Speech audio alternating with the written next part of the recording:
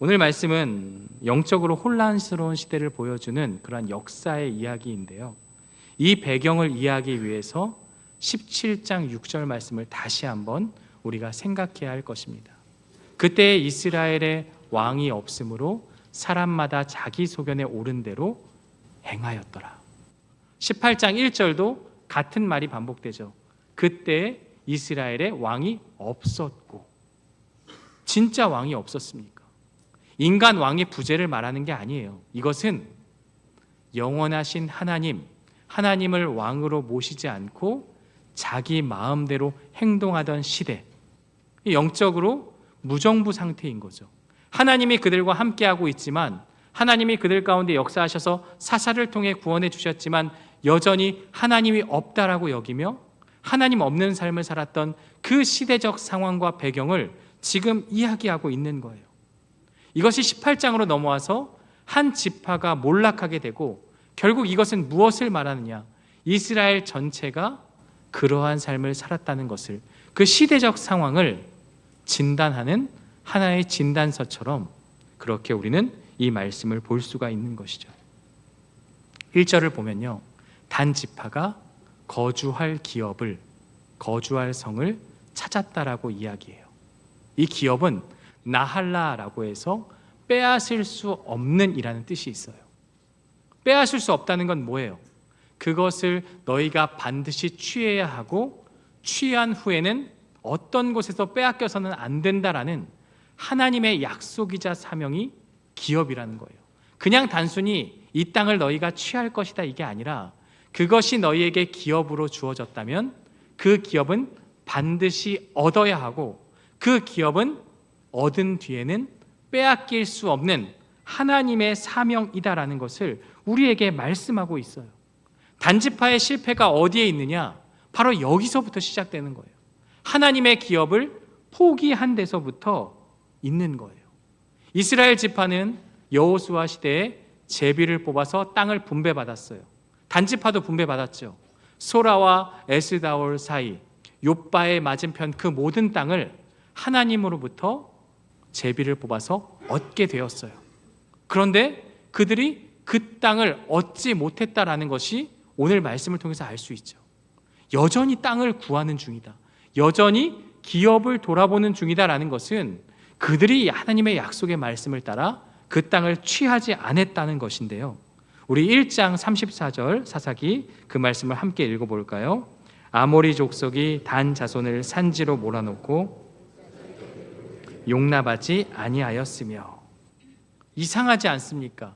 땅을 받았으면 그 땅을 정복해야 함에도 반대가 되었죠. 아모리 족속이 단 자손을 산지로 몰아넣었다. 반대가 되어야죠. 단지파가 그들을 산으로 몰아야 되지만 오히려 반대가 되어서 쫓겨나는 신세가 되었다는 거죠. 하나님의 약속과 하나님의 어떤 그런 사명을 버리고 그들은 포기했습니다. 포기한 이유가 있죠. 아모리와 블레셋과 그 땅의 사람들은 철병거를 비롯해서 그들의 군사력이 막강했습니다. 당연히 어려운 상황이 분명해요. 하나님께서 쉬운 땅을 주신 것은 아니에요. 그러나 이 지점이 그들의 믿음을 붙잡을 수 있는 그러한 근거가 되는 것이죠. 하나님께서 그 땅을 주셨을 때는 너희에게 믿음으로 그 땅을 정복하라고 말씀하신 거예요.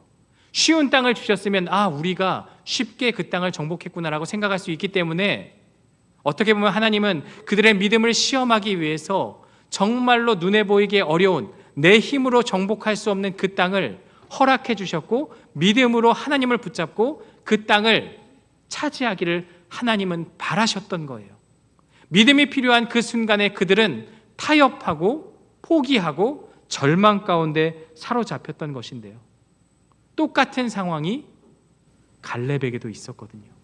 갈렙은 헤브론 산지를 바라보며 그 아낙 자손이 버티는 그 견고한 성읍을 바라보며 이렇게 고백합니다. 여호수아 14장 12절인데요.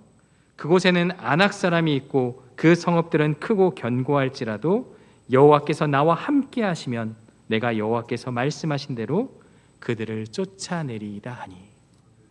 똑같은 상황을 마주했어요. 단지파와 똑같이 어렵고 똑같이 강력한 나라가 그 땅을 차지하고 있었어요. 다른 점이 무엇입니까?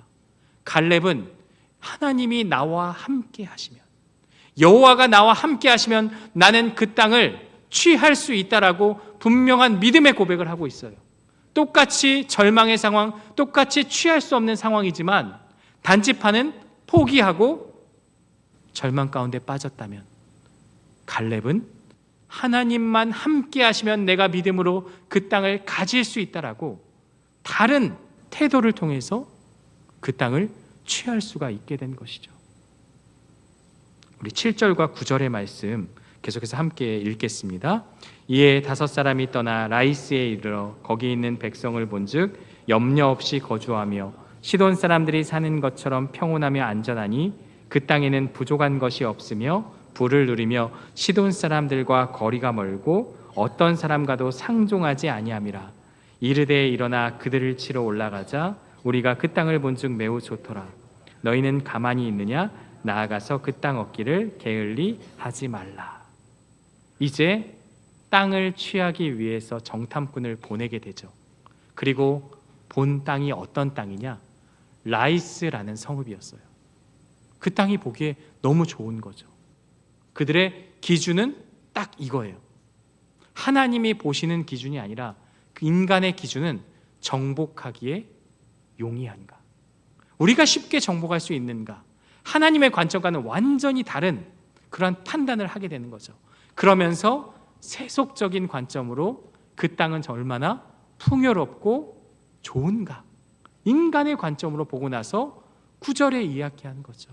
우리 눈에 보니까 너무나도 좋은 땅이다.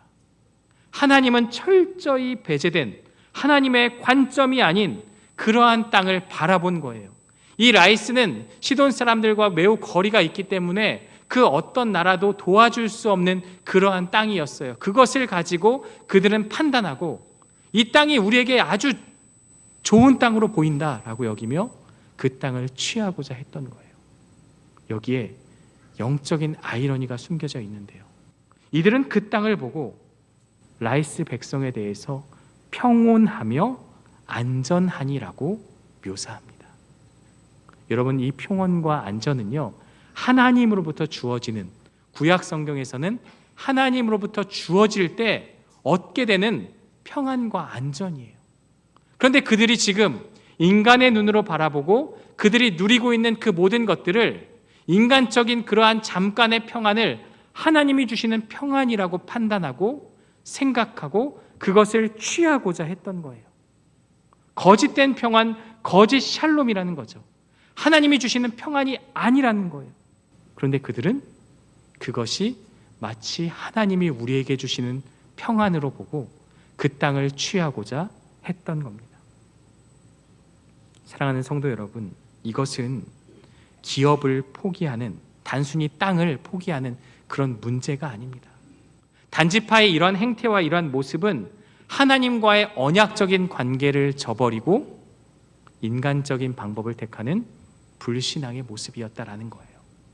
우리 3절 말씀을 함께 읽겠습니다. 그들이 미가의 집에 있을 때 그 레위 청년의 음성을 알아듣고 그리로 돌아가서 그에게 이르되 이리로 인도하였으며 내가 여기서 무엇을 하며 여기서 무엇을 얻었느냐 하니. 정탐꾼들이 미가의 집에 유숙할 때 어디서 많이 들었던 음성을 들은 것 같아요. 아마도 사투리가 쓰인 우리 지방 사람이 아닌 다른 지방의 사람이겠죠. 들었는데 제사장 레위 가문의 목소리였던 것으로 그렇게 판단이 되어져요. 어쨌든 그러한 음성을 듣고 나니까 너무나도 반가웠던 거죠. 그래서 날카로운 3가지 질문을 던져요. 누가 너를 이리로 인도하였느냐? 네가 여기서 무엇을 하고 있느냐? 네가 여기서 얻은 것이 무엇이냐라는 질문이에요. 이 질문은 이 제사장의 정체성의 핵심을 찌르는 질문인데요. 하나님께서 너를 이곳으로 인도하였느냐? 하나님께서 너에게 맡겨주신 사명이 무엇이냐? 하나님으로부터 너가 받은 영적인 유익은 무엇이냐라는 질문이에요. 첫 번째 질문에 답을 할 수가 없죠. 하나님이 보낸 게 아니라 내가 떠돌다가 만남을 통해서 조건에 의해서 들어오게 되었죠. 두 번째와 세 번째 질문에 대해서는 대답을 하죠. 내가 이 미가라는 사람을 만나서 그 집안의 가정 제사장이 되어서 은열과 의복과 음식을 얻게 되었다. 스스로가 직업 종교인이라는 것을 고백하고 있어요. 나는 한 가정에 고용된 싹쓸 받는 그러한 제사장입니다 라고 고백하고 있는 거예요. 하나님을 섬기는 제사장이 아니라 한 가정의 복을 빌어주는, 이 말은 언제든지 더 좋은 조건을 나에게 제시하면 나는 이직할 수 있다, 여기를 버리고 떠날 수 있다는 것을 전제하고 있는 거죠. 나는 그런 직업 종교인에 불과하다고 스스로를 고백하고 있는 거예요. 그러면서 이들에게 그렇게 이야기하는 거죠. 그러니까 이 정탐꾼들이 무엇을 바라겠습니까? 이제 우리는 좋은 땅을 얻어야 되는 큰 미션을 앞두고 있어요. 그럼 이 땅을 취하기 위해서 하나님의 허락과 하나님의 축복이 필요해요. 마침 제사장을 만났고 묻는 거죠. 5절에 보면 우리의 길이 형통할런지, 내가 가는 길이, 우리가 가는 길이 하나님께 물어서 형통한지 한번 알게 하라라고 그렇게 질문을 던지는 거예요. 이 제사장으로 하여금 하나님의 뜻을 알게 하고 어떠한 내용이 나올지를, 델포이 신전의 그 신탁처럼 그러한 모습으로 하나님께 묻고 있는 것이죠. 이 제사장은 그들이 듣고 싶어한 말을 정확히 들려주고 있어요. 우리 6절을 함께 읽겠습니다. 그 제사장이 그들에게 이르되 너희가 가는 길은 여호와 앞에 있느니라 하니라. 그들이 정말 듣고 싶은 말을 해주는 거예요. 너희가 가는 길은 여호와 앞에 있으니 평안할 것이다. 그런데요, 이 앞에라는 단어가 두 가지 뜻이 있어요. 첫 번째는 보편적으로는 그 앞에 있다, 여호와 앞에라는 뭔가 긍정의 의미가 될 수 있지만 또 다른 의미로 쓰일 때는 뭐뭐의 반대편에 있다, 뭐뭐의 뒤에 있다, 이런 표현으로 쓰일 수 있어요. 그럼 지금 이 제사장은 어떠한 의미로 지금 예언을 했겠습니까? 물론 여기에 자세히 나오지 않지만 자기가 빠져나갈 구멍도 만들어버리고 자기가 틀리지 않았다는 것을 보여주기 위한 그러한 모습으로 그렇게 생각해 볼 수 있는 거죠. 마치 이 델포이의 신탁처럼 내가 빠져나갈 구멍을 만들어 놓고 그들이 듣고 싶어하는 말을 은근히 흘리는 거죠. 그런데 문제는 이들의 해석이죠.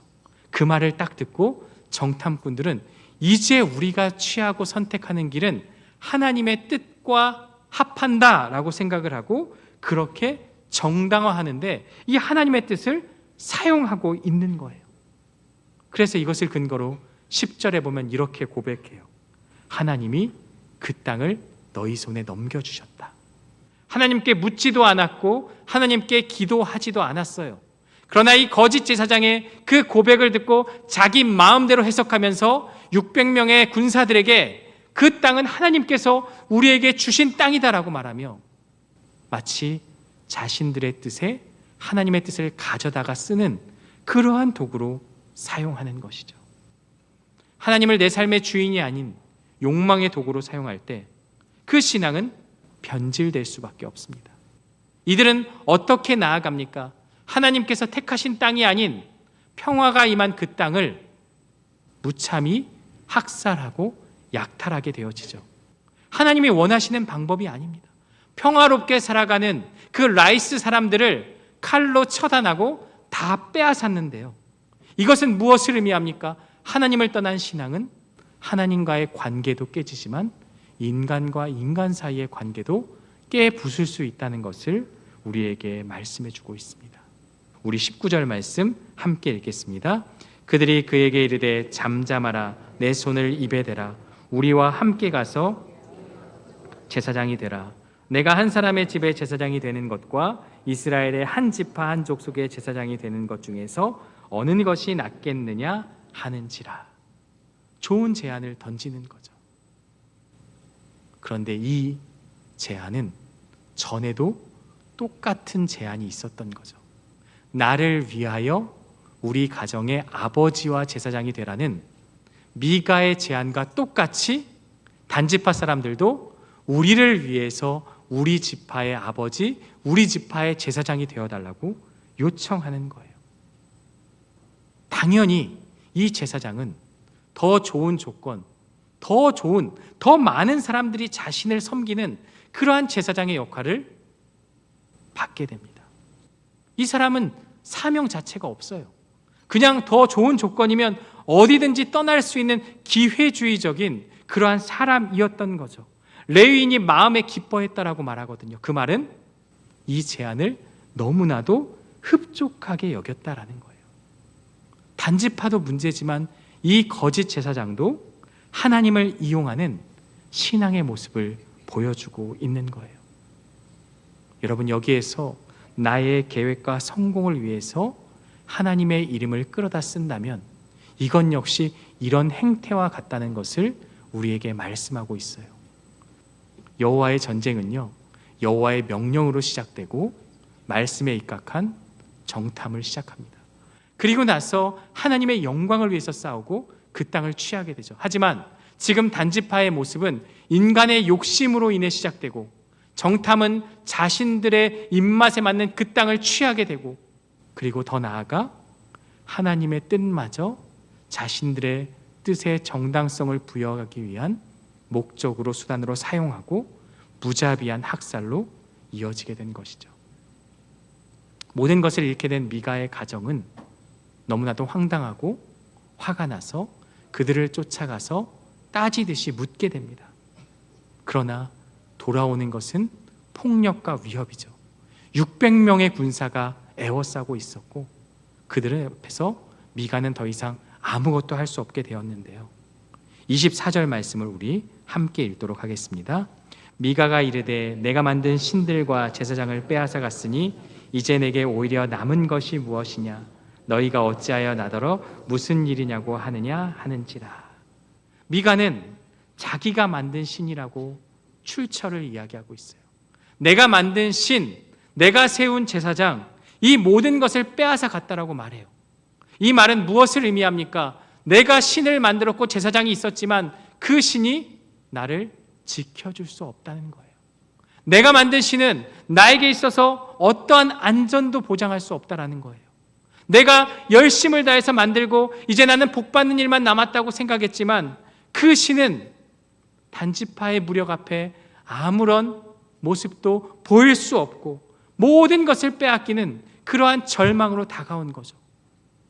미가의 도둑질로 시작된 그 신상과 모든 것이 더 큰 강도인 단지파를 통해서 모든 것을 빼앗기게 된 것이죠. 이들은 라이스에 이제 도착해서 그 땅을 취하고 약탈하고 성읍을 불사르게 됩니다.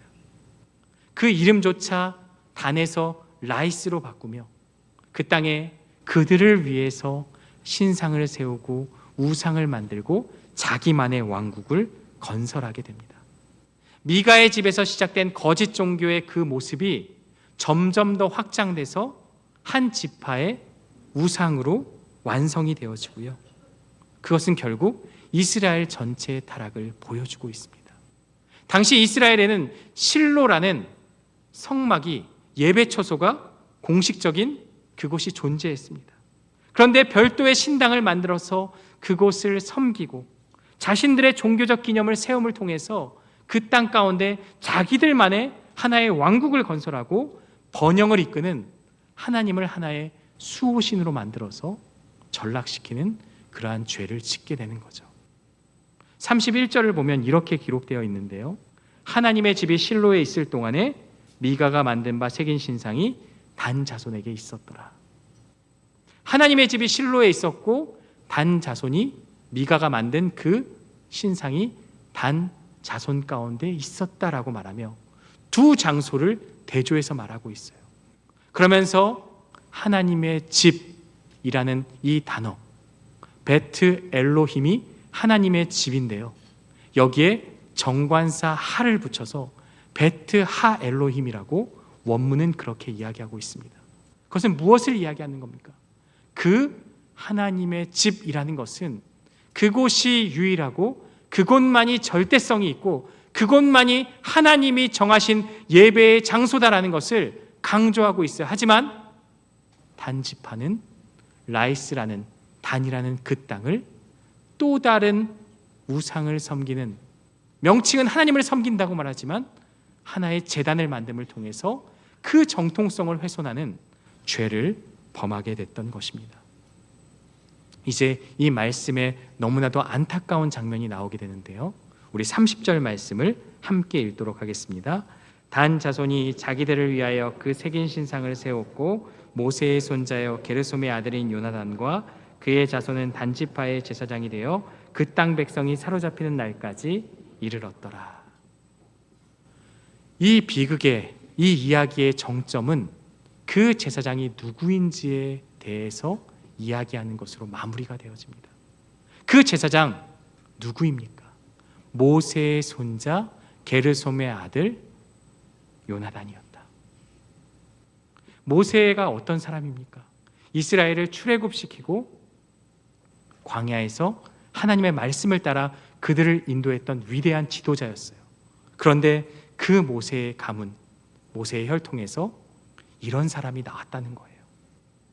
이런 거짓 제사장이 나와서 하나님의 말씀을, 하나님의 어떤 그런 명령을 거부하고 자기 목적과 자기의 마음에 맞게 자기 뜻에 합당한 그러한 우상 숭배의 길로 이끌었다는 것을 말하고 있어요. 사랑하는 성도 여러분, 이 사사기 18장의 내용이 우리에게 무엇을 말하고 있습니까? 먼저 믿음이 요구되는 하나님의 약속을 버리고 더 쉽고 편하게 보이는 길을 택하였다라는 거예요. 이 사사기 18장의 내용은 약속을 버린 단지파, 약속을 버린 제사장, 그들은 믿음을 버리고 하나님의 뜻이 아닌 더 쉽고 편안해 보이는 길을 택하여 나아갔다라는 것을 말하고 있어요. 두 번째는요, 자신들의 그 욕망을 정당화하고 이 성공을 보장받기 위해서 신앙을 도구로 삼게 되는 거죠. 세 번째는 힘없는 자를 약탈하고 그들에게 폭력을 행사하며 화평을 깨는 죄를 저지르게 되는 것이죠. 마지막 네 번째는 우상을 만들어서 파멸의 씨앗을 심게 되는 것이죠. 오늘 사사기 18장의 말씀은 우리에게 무엇을 보여주고 있습니까? 왕이 없는 시대, 왕을 하나님으로 모시지 않는 삶의 모습이 이와 같다는 것을 우리에게 보여주고 있습니다. 내가 만드신, 내가 택한 길, 이 모든 것들이 우리에게 있어서 이러한 삶으로 나아갈 수 있다는 것을 우리에게 보여주고 있는데요, 이 사사기 18장을 통해서 우리는 세 가지 질문을 던졌습니다. 믿음의 길 대신 우리는 평안의 길을 추구하며 살고 있지 않습니까? 하나님을 내 신앙의 어떤 승인의 도구로 생각하고 하나님을 이용하고 있지 않습니까? 나의 삶에 있어서 성공을 위해서 하나님의 방법이 아닌 사람들을 짓밟고 사람들에게 힘들게 하는 그 희생을 통해서 얻어진 나의 성공이 아닙니까? 라는 질문을 던지게 되는 것이죠. 이 사사기의 말씀, 사사기의 전체의 기록이 하나님을 왕으로 여기지 않아서 자기 소견에 옳은 대로 행한 것처럼 하나님을 왕이라고 여기고 있지만 정말 내 마음의 중심에 하나님이 아닌 내 소견이 자리 잡고 있다면 그것을 내려놓고 하나님의 말씀이 내 삶에 가득 채워져서 그 길이 힘든 길이고 고난의 길일지라도 묵묵히 그 길을 걸어가는 결단이 우리 안에 있기를 간절히 소망합니다. 그 길을 따라 걸어갈 때 힘들고 어렵지만 하나님이 함께 하시면 우리는 승리할 수 있음을 기억하고 삶의 순간순간마다 하나님을 삶의 주인으로 모시는 저와 여러분들 되시기를 주님의 이름으로 축원합니다.